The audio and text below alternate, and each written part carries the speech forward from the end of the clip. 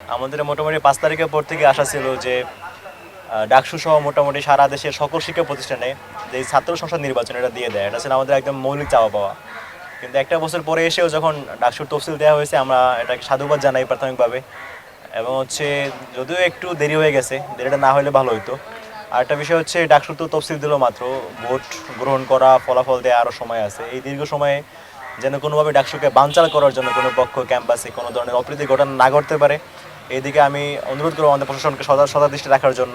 ইতিপূর্বে আমরা দেখেছি যে যখন ডাকসুর আলাপ শুরু হয়েছে তখনই কিন্তু ক্যাম্পাসে ককটেল ফাটানো থেকে শুরু করে আরও নানা ধরনের কর্মকাণ্ড হয়েছে। এছাড়াও জাহাঙ্গীরনগর বিশ্ববিদ্যালয়ের উদাহরণ সামনে আছে আমাদের। তফসিল ঘোষণা হয়েছে অনেক দিন হয়ে গেছে, বাট এখন আমাদের নির্বাচন হয় নাই।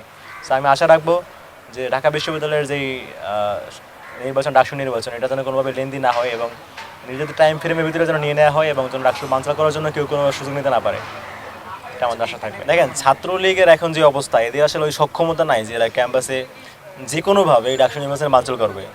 বরঞ্চ ডাকসু বানচাল করতে যাদের ডাকসু বানচাল হলে লাভ আছে, যারা হচ্ছে ডাকসু হয়ে গেলে তাদের ক্যাম্পাসে হচ্ছে লেজুর ভিত্তিক রাজনীতি চর্চার যে নোংরা ঐতিহ্য, সেটা বন্ডুল হয়ে যাওয়ার আশঙ্কা যাদের আছে, আমি মনে করি তারাই আসলে ডাকসু বানচাল করে চাইতে পারে। এখানে ছাত্রলীগের আসলে সাংগঠনিক সক্ষমতা নাই যে তারা এসে যে কোনোভাবে ডাকসু বানচাল করবে, তাদের এটা মানে পসিবিলিটি নাই আসলে। তাও আমাদের সতর্ক থাকা উচিত, কারণ ছাত্রলীগ কি ছাত্রলীগ, এদের চরিত্র তো আসলে কোনো পরিবর্তন হয় না।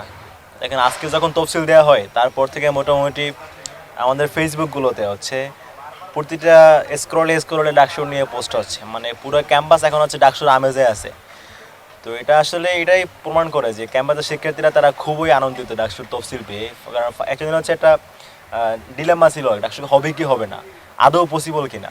কারণ আজকে যখন ফাইনালি তফসিল দিয়ে দিয়েছে, মোটামুটি শিক্ষার্থীরা সবাই খুশি এবং তারা বেশ উৎফুল্ল আর কি বিষয়টা নিয়ে। এবং এটা তো অবশ্যই একটা আনন্দের বিষয় যে 2018 সালে এক নির্বাচন হয়েছে, তারপরে হচ্ছে আজকে আবার এতদিন পরে নির্বাচন হচ্ছে, যেটা আমাদের কন্টিনিউসলি হওয়ার কথা ছিল।